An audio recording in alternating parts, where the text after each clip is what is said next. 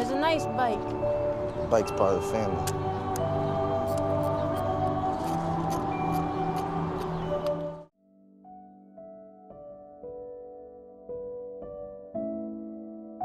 Kisah dimulai dengan diperkenalkannya tokoh utama kita yang bernama Luke.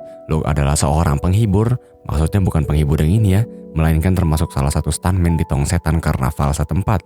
Seperti biasa, Luke pun menjalani aksinya yaitu berputar-putar di sebuah roda besar dengan motocross tanpa menyenggol pemotor lainnya sedikit pun. Saat pertunjukan sudah selesai, muncullah tokoh utama kita yang kedua yang bernama Romina. Romina adalah mantan pacarnya Luke yang sepertinya secara kebetulan berada di karnaval itu.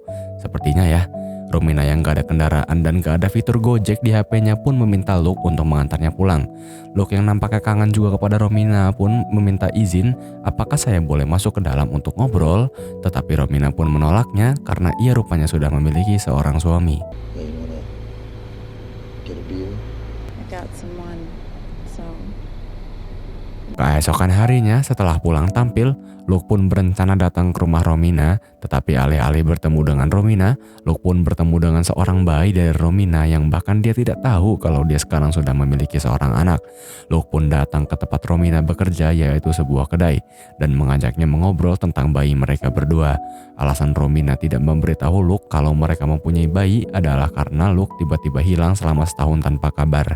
Luke yang sekarang sudah mengetahui kalau ia mempunyai seorang anak pun berhenti dari pekerjaannya karena dia tidak ingin berpindah-pindah kota dan jauh dari anaknya. Dia pun mendatangi rumah Romina untuk mengajak bayinya jalan-jalan. Tetapi betapa kecewanya dia karena suaminya lah yang keluar dan pergi membawa anaknya untuk dibaptis di gereja. la bolsa del niño. Okay. Hey, you live here? Yep, this is my house. What are you looking at? Luke pun datang ke gereja dan melihat sendiri proses pembaptisan anaknya. Dia pun menangis karena tentu saja dia kecewa dengan dirinya sendiri karena meninggalkan anaknya begitu saja dan sekarang berada di tangan orang lain. Dia pun melampiaskan kekecewaannya dengan ugal-ugalan di hutan. Dan secara kebetulan, skill membawa motornya yang hebat dilihat oleh seorang pengguna ATV. Perkenalkan, ini adalah Rob. Rob pun memuji skill ngetrailnya dan menawarinya tebengan untuk ke kota.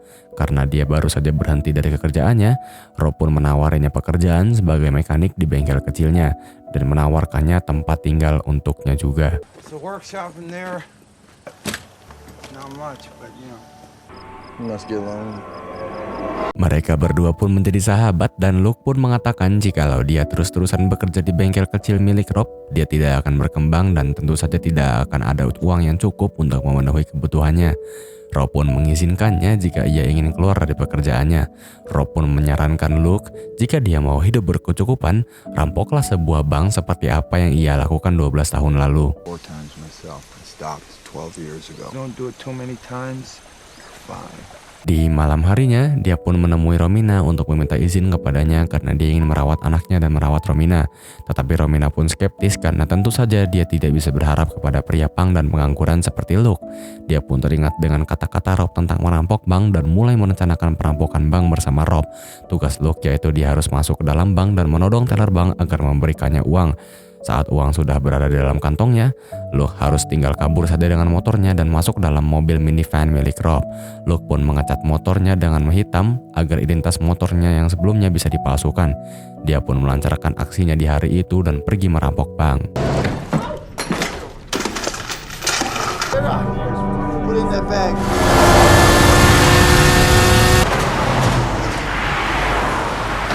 Dia yang baru pertama melakukan ini pun muntah-muntah karena saking gugupnya.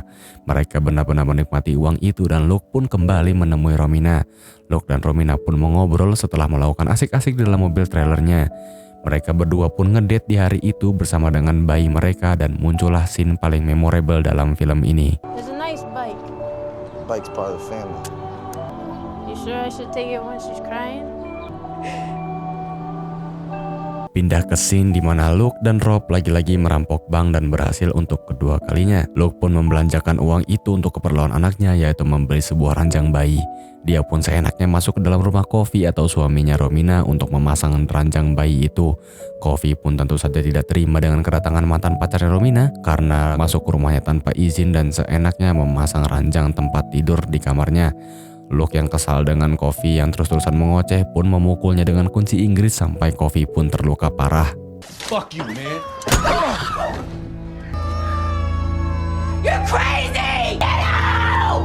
Get out! Luke pun ditahan atas penyerangan itu dan membayar $2.500 sebagai jaminan pembebasannya. Uang itu tentu saja didapatkan dari mencuri bank dan dengan cepatnya habis karena jaminan itu. Luke pun mengajak Rob untuk merampok bank lagi untuk mengganti semua duit mereka yang sudah habis. Tetapi Rob yang mempunyai akal sehat pun menolaknya. Karena tentu saja jika itu terlalu sering untuk dilakukan, maka suatu saat mereka akan ketahuan dengan aksi mereka. Luke pun kesal dengan Rob dan berencana untuk merampok bank sendirian tanpa bantuannya. Sisa-sisa uang yang dimiliki Luke pun diberikan kepada Romina untuk permintaan maafnya.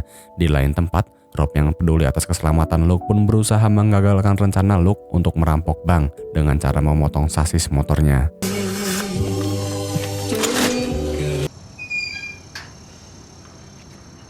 Luke pun tentu saja marah dengan Rob dan menodongkan pistol ke dalam mulut Rob. Luke meminta ganti rugi atas kerugian motornya dan Rob pun memberinya sisa uang miliknya. Luke yang sudah memiliki motor baru pun pergi merampok bank di hari itu. Saat uangnya sudah ia dapatkan, motornya pun langsung mengalami ngejim atau mogok sebentar dan bertepatan dengan kedatangan polisi di situ. Luke pun dikejar-kejar dengan Pak Polisi dan memilih untuk mengambil jalan off-road. Pak Polisi ini nampaknya SIM-nya nggak nembak karena skill mengemudinya cukup jago sampai-sampai bisa mengikuti tempo berkendara Luke. Ban belakang Luke pun bocor dan mengakibatkan agak susah untuk berkendara.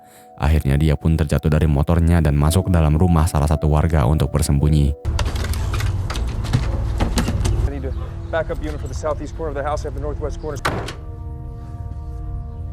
Dia pun sadar kalau dia sudah terpojok dan memilih untuk menyerah dengan menelpon Romina menggunakan telepon di kamar itu.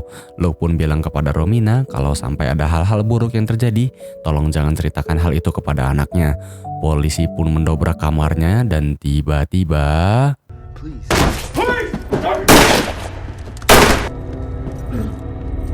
Shots in the box in the bus, 702 Plymouth. Perkenalkan, polisi ini adalah Avery. Avery pun sudah berada di rumah sakit sekarang karena kakinya yang tertembak.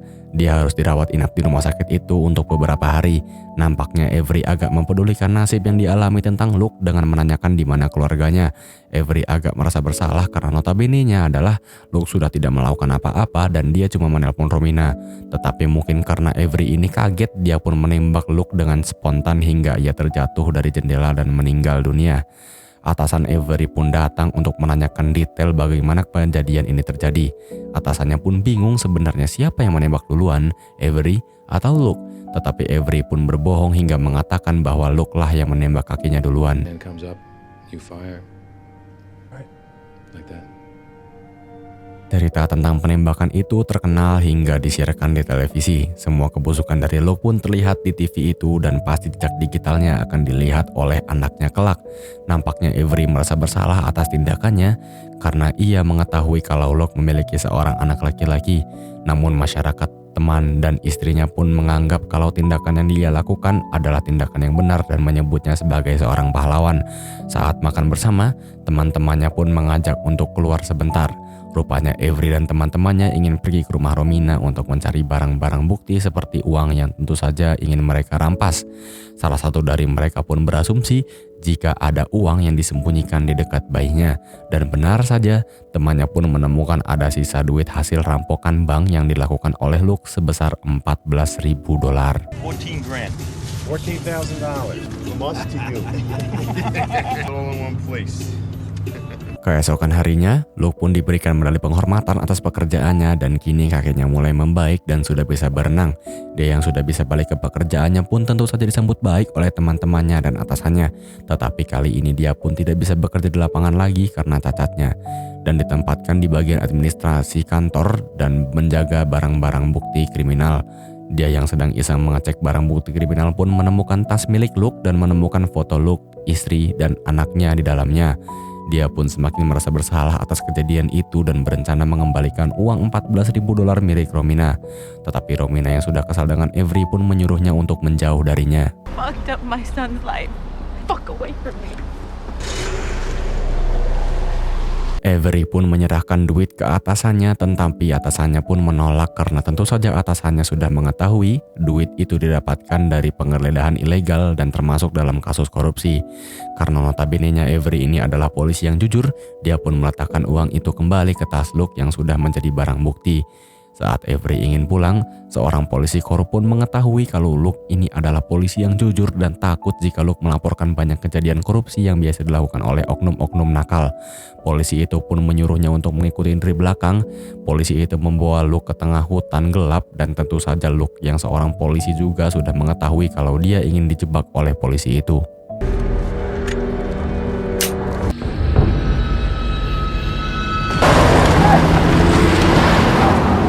Karena sekarang Avery berada di divisi penjagaan barang bukti untuk memperkuat dominasi polisi-polisi korup dan memastikan Avery tidak akan melaporkan tindakan mereka, salah satu dari mereka memintanya untuk mengambil barang bukti narkoba dari ruang bukti kepolisian. Ini adalah bagian dari rencana mereka untuk menjual kembali narkoba yang telah disita, sehingga memperkaya diri mereka sendiri. Rupanya Luke telah merekam perbincangan itu, tetapi ia lebih memilih melaporkan rekaman itu ke jaksa setempat karena kita semua sudah paham kalau cuma ada sedikit polisi yang jujur di dunia ini. Sedikit ya, bukan gak ada. Avery pun membuat kesepakatan dengan jaksa itu kalau jaksa itu mau bukti rekamannya, ia harus dijadikan asisten jaksa dulu agar bisa keluar dari kepolisian. Jaksa itu pun setuju dan temannya pun ditangkap atas semua kejadian korupsi yang telah mereka lakukan. How do you respond to these allegations?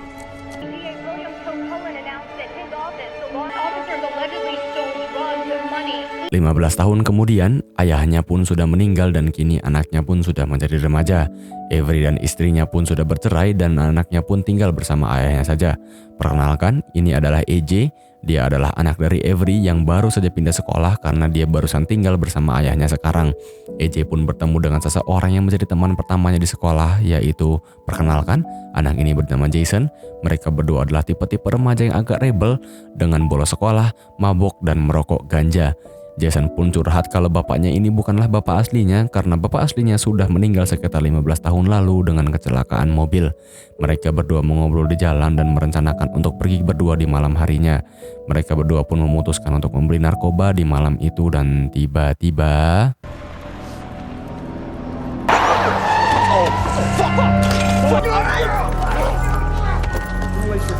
Avery pun datang untuk menjemput anaknya dan di saat ruang interogasi, ayahnya pun menyuruh AJ untuk menjauh dari Jason karena Jason dirasa membawa pengaruh buruk untuknya. Tidak seperti AJ, Jason pun sempat ditahan di penjara selama semalam sebelum orang tuanya menjemputnya. Benar saja seperti yang kita kira, rupanya Jason ini adalah anak dari Luke dan orang tuanya yang mana Romina dan Coffee pun menjemputnya di pengadilan. Jason pun terselamatkan oleh jaksa yang membelanya dan tidak jadi masuk ke penjara atau bayar sepeser pun di hari itu. Guess it's your lucky day. Somebody. Keesokan harinya, AJ pun meminta maaf kepada Jason karena dialah yang telah membuat Jason dalam masalah karena menyuruhnya untuk membeli narkoba. AJ pun menanyakan apakah itu ayahmu yang mengantarmu pagi ini, tetapi tiba-tiba Jason pun marah karena dia tentu saja tidak suka jika ada yang bercanda atas nama keluarganya. Di makan malam, Jason pun menanyakan kepada ibunya tentang siapa ayahnya yang sebenarnya dan ibunya pun tiba-tiba menjadi emosional hingga meninggalkan makan malam itu. You with my dad? You like really hate him or something? First name. I'm not doing this. Di malam harinya, Coffee pun mengobrol dengan Jason dan membahas semua tentang ayahnya. Coffee pun memberitahu nama asli dari ayahnya dan Jason pun mencari nama ayahnya di Google. Benar saja apa yang dikhawatirkan oleh Luke, semua rekam jejak kriminal ayahnya pun terlihat di Google dan sekarang anaknya sendiri mengetahui kalau ayahnya adalah seorang kriminal. Terlihat di artikel itu, dulu tempat ayahnya bekerja yaitu bengkelnya Rob. Dan di pagi harinya, Jason pun langsung pergi ke bengkel itu untuk menanyakan Rob langsung tentang ayahnya. For Robin. Yeah, I'm Robin. I'm to talk with you about Luke Clanton. Rob dan Jason pun mengobrol banyak tentang ayahnya. Rob pun memberinya sebuah koran di mana di situ terlihat berita penembakan Luke dan kini Jason pun mengetahui siapa pembunuh ayahnya. Rob pun memberitahu kalau Luke adalah seorang pengendara motor terbaik yang pernah ia lihat, tetapi kini sepeda motornya telah diambil oleh polisi dan tentu saja polisi-polisi korup itu telah menjualnya. Rob pun menunjukkan barang-barang lain peninggalan ayahnya dan kini Jason pun mengetahui cerita tentang ayahnya yang sebenarnya. Put 'em on. If you want. Go on. Yeah. Yeah. You're calling him back.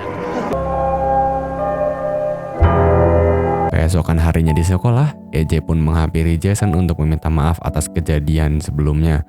EJ mengundang Jason untuk ke pestanya malam ini di rumahnya karena ayahnya sedang tidak berada di rumah. Tetapi Jason pun menolaknya dengan alasan kalau ia ada urusan malam ini.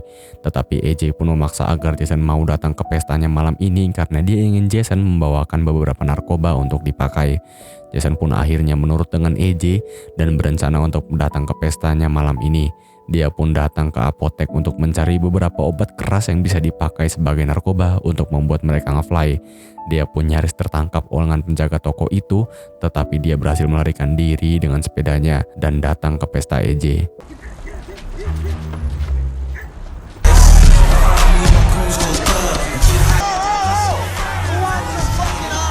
Jason pun mengonsumsi obat keras itu sambil meminum alkohol yang pastinya itu membuatnya menjadi nge-fly sampai subuh. Dia mulai tercemar dengan pergaulan-pergaulan malam dan hampir melakukan asik-asik dengan salah satu cewek di situ. Saat sedang cupang-cupangan, Jason pun terlihat salah satu foto yang terpampang di rumahnya EJ. Rupanya foto itu adalah foto ayahnya EJ 15 tahun lalu yang mana masih menjabat sebagai seorang polisi. Jason pun langsung mengenali wajah siapa itu karena tentu saja dia pasti ingat dengan wajah pembunuh ayahnya. Jason pun kesal dan memutuskan untuk pergi dari pesta itu.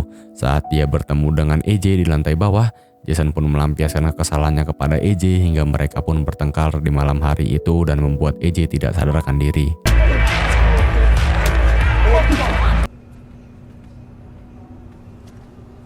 Jason pun dirawat di rumah sakit dan singkat cerita dia sudah sembuh dan bisa pulang ke rumahnya. Saat Romina ingin menjemputnya pulang, tiba-tiba Jason pun sudah pergi dari rumah sakit itu untuk mendatangi seorang temannya dan ingin membeli pistol kepada orang itu. Di pagi harinya, Jason pun mendatangi rumah EJ dan mengancamnya dengan pistol. EJ pun berhasil dibuat pingsan oleh Jason dan tak lama dari situ ayahnya atau Avery pun pulang dari kantor. Jason yang mengetahui kepulangan ayahnya pun langsung menodongkan pistol dan menyuruhnya untuk membawa mereka berdua pergi ke suatu tempat.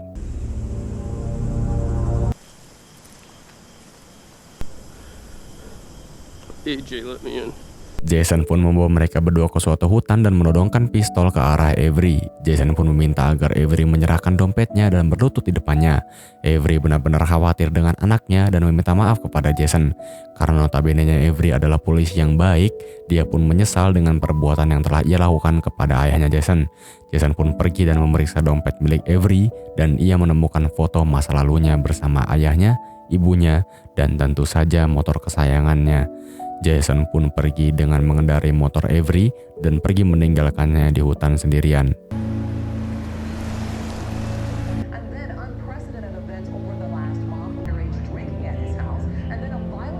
Singkat cerita, kini Avery Cross sudah dipromosikan oleh negara dan menjadi Menteri Kehakiman New York pada saat itu.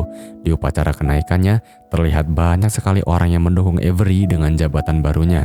Scene pun berpindah kepada Romina yang sedang berada di halaman depannya untuk mengecek kotak surat. Dia pun mendapatkan surat dari Jason yang mana isi dari surat tersebut adalah foto mereka berempat, yaitu Jason, Romina, Luke, dan motornya. Jason kini sudah pergi dari keluarganya dan hidup sendirian untuk menemukan jati dirinya. Jason pun pergi ke tempat seseorang kakek tua untuk memberi motor bekas kepemilikannya. Jason pun membeli motor itu dan langsung bisa mengendarainya walaupun notabene-nya dia tidak pernah mengendari motor dalam hidupnya. You ever ridden one of these before?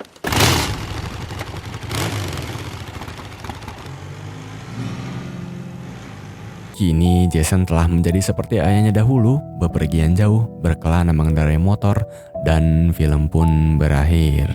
Someday my pain haunts your blade with the wild wolves around. In the morning I call you.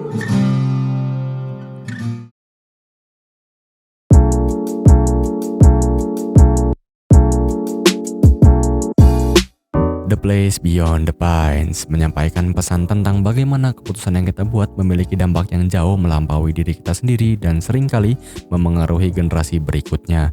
Film ini mengeksplorasi tema takdir, warisan, dan hubungan ayah anak yang menunjukkan bagaimana kesalahan dan tindakan orang tua dapat membentuk kehidupan anak-anak mereka. Dengan menggambarkan kehidupan 3 karakter utama yang saling terkait, film ini menekankan bahwa pilihan kita tidak hanya membentuk nasib kita sendiri, tetapi juga mempengaruhi orang-orang yang kita cintai, menciptakan lingkaran takdir yang sulit dihindari. Keterikatan saling terhubung di film ini, walaupun Jason dan Luke belum pernah bertemu, tetapi saat Luke meninggal pun kita masih bisa merasakan adanya jiwa Luke di dalam anaknya. Amanat dari film ini adalah the big part of the family. Saya Muhammad selaku Ketua Divisi Konsumsi Tim Pendongeng Handal mengucapkan terima kasih dan tetaplah bernafas.